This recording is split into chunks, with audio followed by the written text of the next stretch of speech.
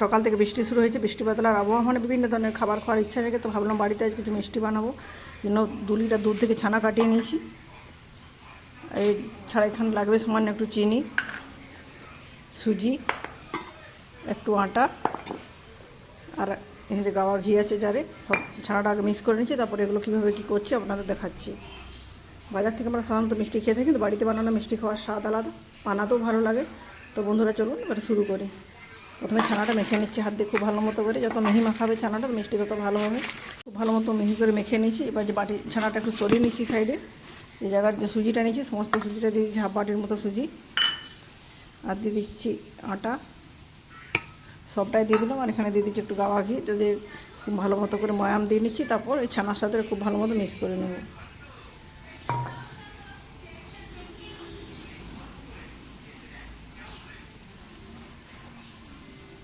ময়ামটা খুব ভালো করে দিতে হয়, তাহলে মিষ্টিটা খুব মুচমুচে হয়। লুচি মাখার সময় যেভাবে ময়াম দিয়ে সেভাবে পুরো হাতের মধ্যে দলা পাকিয়ে যাচ্ছে, ময়ামটা পারফেক্ট দেওয়া হয়েছে। পরে এখানে দিয়ে দিচ্ছি চিনি।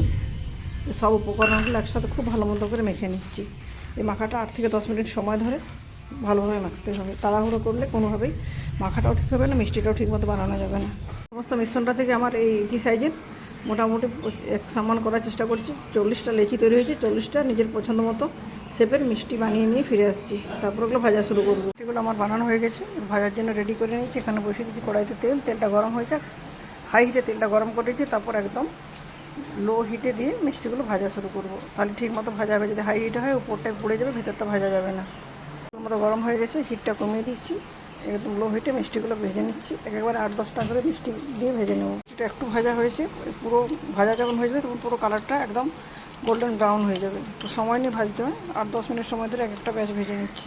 পুরো পারফেক্ট ভাজা হয়ে গেছে, কালারটা পুরোপুরি পারফেক্ট হয়েছে। এগুলো তেল থেকে তুলে নিচ্ছি। এবার বাকি ব্যাচের মিষ্টিগুলো একইভাবে একই পদ্ধতিতে একই সময় ধরে ভেজে নিয়ে ফিরে আসছি।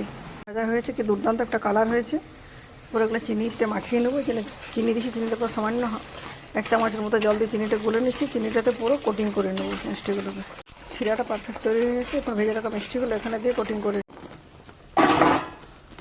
উল্টে পাল্টে খুব ভালো মতো মিক্স করে নিচ্ছি। ঠান্ডা হয়ে গেলে উপরটা পুরোপুরি কোটিং হয়ে বুঝতে পারবেন দপদপে সাদা একটা কালার হয়ে যাবে। পুরো মিষ্টিগুলোর উপরে চিনি শিরা মাখানো হয়ে গেছে। এখন বুঝতে পারা যাচ্ছে না, যত ঠান্ডা হতে থাকবে তখন বুঝতে যাবে কালারটা।